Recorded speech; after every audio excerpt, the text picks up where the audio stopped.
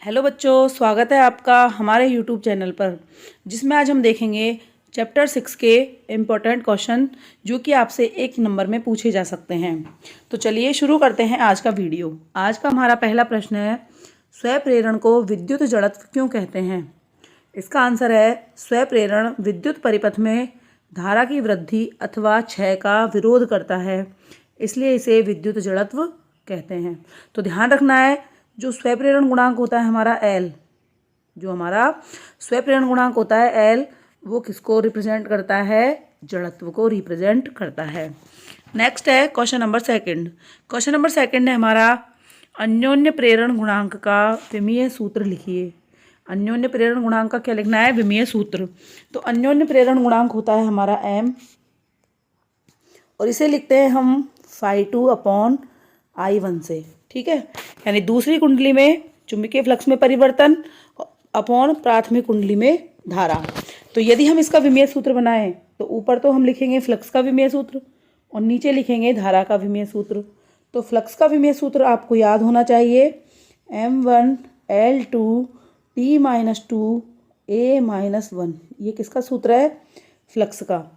और इसमें डिवाइड करेंगे हम धारा के विमीय सूत्र से, यानी A1 से, तो ये हो जाएगा A-2। तो विमीय सूत्र बनेगा M1L2T-2A-2।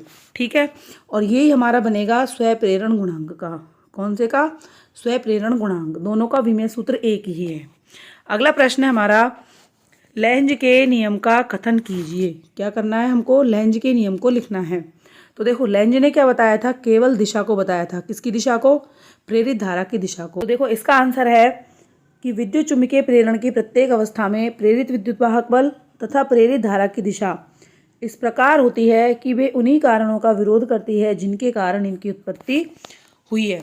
तो फैराडे के नियम में हमने लिखा था E बराबर डेल्टा φ/डेल्टा t, माइनस का साइन नहीं था।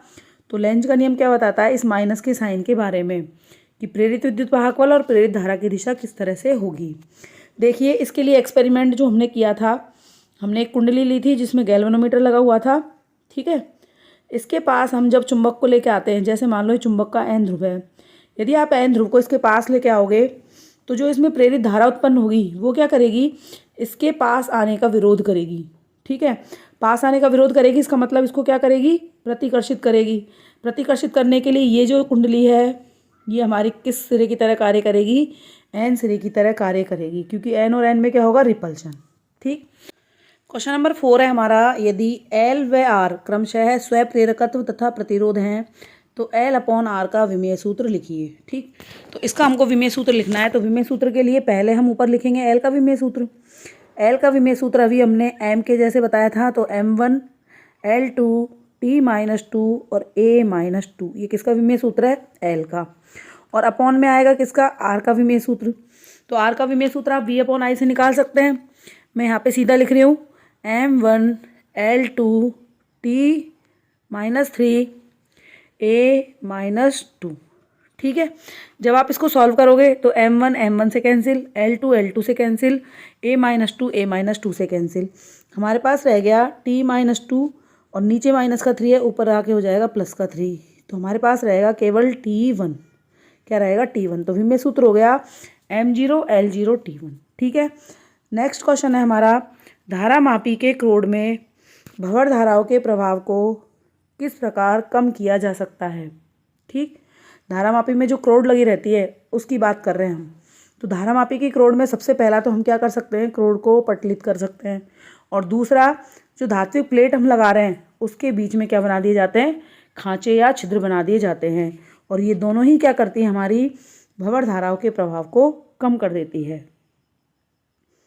अगला प्रश्न है हमारा, प्रश्न नंबर 6, किसी कुंडली के स्वप्रेरकत्व की परिभाषा दीजिए एवं इसका SI मात्रक लिखिए। तो देखो, स्वप्रेरकत्व का मतलब होता है जिस कुंडली में आप फ्लक्स में परिवर्तन कर रहे हो उसी कुंडली में धारा प्रेरित होनी चाहिए। तो हमने यहाँ परिभाषा लिखी है, किसी कुंडली से संबद्ध चुंबकीय फ्लक्स के मान में परिवर्तन होता है तो इसी कुंडली में प्रेरित विद्युत वाहक बल तथा प्रेरित धारा उत्पन्न होने की घटना स्वप्रेरण कहलाती है। यानी कि जैसे हमने ये कुंडली ले रखी है, ठीक, यदि इसके चुंबकीय फ्लक्स में क्या होता है? परिवर्तन। ठीक, तो इसी कुंडली में प्रेरित धारा और प्रेरित विद्युत वाहक बल उत्पन्न होंगे और ये घटना हमारी क्या कहलाएगी, स्वप्रेरण। और इसका SI मात्रक होता है हेनरी। क्या होता है, हेनरी। अगर इसका मात्रक हम दूसरी तरह से लिखना चाहें तो L बराबर लिखते हैं हम φ/I। फाई हमारा क्या है, फ्लक्स। फ्लक्स का मात्रक लिख लेंगे हम वेबर, ठीक है, और I का मात्रक क्या हो जाएगा, एम्पियर। तो वेबर प्रति एम्पियर को ही क्या कहा जाता है, हेनरी। नेक्स्ट है क्वेश्चन नंबर 7। क्वेश्चन नंबर 7 है हमारा, भंवर धाराएं बनने का क्या कारण है। ठीक है, तो इसका उत्तर है चुंबकीय फ्लक्स में परिवर्तन होने से उत्पन्न विद्युत चुंबकीय प्रेरण के कारण भंवर धाराएं प्रवाहित होती है। यानी कि यदि चुंबकीय फ्लक्स में परिवर्तन नहीं होगा तो भंवर धाराएं उत्पन्न नहीं होंगी। तो भंवर धाराएं उत्पन्न होने के लिए सबसे ज़्यादा जिम्मेदार कौन है, चुंबकीय फ्लक्स में परिवर्तन। नेक्स्ट है क्वेश्चन नंबर 8। क्वेश्चन नंबर 8 है हमारा, स्वप्रेरकत्व की कुंडली में संग्रहित चुंबकीय ऊर्जा का सूत्र लिखिए। तो यदि किसी कुंडली का स्वप्रेरकत्व L है तो उस कुंडली में कितनी चुंबकीय ऊर्जा संचित होगी, U बराबर हाफ LI²। सीधा फॉर्मूला याद रखना है, U बराबर हाफ LI²। नेक्स्ट है क्वेश्चन नंबर 10। क्वेश्चन नंबर 10 है हमारा, अन्योन्य प्रेरण गुणांक की परिभाषा दीजिए, इसका मात्रक और विमीय सूत्र लिखिए। ठीक है, तो अन्योन्य का मतलब होता है दूसरी कुंडली में। अन्योन्य का मतलब क्या है, दूसरी कुंडली में। तो देखो, अगर हमने कोई एक कुंडली ये वाली ले रखी है, ये कुंडली हमारी कौन सी है, फर्स्ट, ठीक, और इसके पास ही कोई दूसरी कुंडली स्थित है, ये कौन सी है, सेकंड। तो यदि इस कुंडली के चुंबकीय फ्लक्स में परिवर्तन करें तो इस वाली कुंडली में प्रेरित धारा और प्रेरित विद्युत वाहक बल उत्पन्न होने चाहिए। तो देखो, हमने इसकी परिभाषा लिखी है कि प्राथमिक कुंडली में एकांक मान की धारा प्रवाहित करने पर द्वितीय कुंडली से संबद्ध चुंबकीय फ्लक्स अन्योन्य प्रेरण गुणांक कहलाता है। अन्योन्य प्रेरण गुणांक का SI पद्धति में मात्रक क्या होता है, हेनरी। क्योंकि हम M बराबर लिखते हैं φ2/I1। क्या लिखते हैं, φ2/I1। यानी प्राथमिक कुंडली में अगर एकांक धारा प्रवाहित करोगे तो द्वितीय कुंडली के फ्लक्स में जो परिवर्तन होगा वो हमारा कहलाएगा अन्योन्य प्रेरण गुणांक। और इसका जो मात्रक है वो भी क्या है, हेनरी।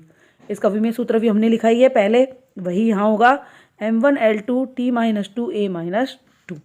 ठीक है, अगला प्रश्न है प्रश्न नंबर 11। प्रश्न नंबर 11 है हमारा, फैराडे का वैद्युत चुंबकीय प्रेरण का नियम लिखिए। तो इसका आंसर है हमारा, पहला नियम है इसका, इस नियम के अनुसार जब किसी कुंडली से संबद्ध चुंबकीय फ्लक्स के मान में परिवर्तन होता है, यानी कि किसी भी कुंडली से संबद्ध जब चुंबकीय फ्लक्स के मान में क्या होगा, परिवर्तन होगा, तो कुंडली में प्रेरित विद्युत वाहक बल और प्रेरित धारा उत्पन्न होती है। ठीक है, दूसरा नियम है जो क्या बताता है, प्रेरित विद्युत वाहक बल के मान को बताता है। तो इन्होंने कहा था कि कुंडली में जो प्रेरित विद्युत वाहक बल उत्पन्न होगा वो हमारा फ्लक्स में परिवर्तन की दर के समानुपाती होगा। यानी कि E समानुपाती डेल्टा φ/डेल्टा T। यहाँ हमने लिखा है E समानुपाती डेल्टा φ/डेल्टा T। जब समानुपाती स्थिरांक खोलते हैं तो हमारे पास आता है K, जिसका मान हर एक पद्धति में क्या होता है, 1 होता है। ठीक, तो E बराबर हो गया डेल्टा φ/डेल्टा T। यदि डेल्टा T का मान लगभग 0 पे ले जाएं तो डेल्टा हमारा D में चेंज हो जाएगा, तो E बराबर हो गया dφ/dt। अगर हम माइनस के चिन्ह के साथ लिखें तो माइनस का चिन्ह आएगा हमारा लेंज के नियम के कारण। ठीक, तो फैराडे का नियम तो E बराबर dφ/dt ही बताता है, माइनस का साइन हम लिखते हैं लेंज के नियम के कारण। अगला है प्रश्न नंबर 12। प्रश्न नंबर 12 है हमारा, भंवर धाराओं के उपयोग लिखिए। मोस्ट इंपॉर्टेंट है, कई बार पूछा गया है। इसका आंसर है, पहला है दोलन रुद्ध धारामापी में, दूसरा है प्रेरण भट्टी में। प्रेरण भट्टी क्या करती है, उच्च ताप पर धातुओं को गलाने का कार्य करती है। ठीक, तीसरा है प्रेरण मोटर में, चौथा है रेलगाड़ियों के चुंबकीय ब्रेक में, और पांचवा है वैद्युत चुंबकीय अवमंदन में। तो ये 5 उपयोग है, पांचों इंपॉर्टेंट है, आपको याद रखने हैं। इस तरह से आज के हमारे क्वेश्चन कंप्लीट हुए। फिर मिलते हैं नेक्स्ट वीडियो में, तब तक के लिए टेक केयर, बाय बाय।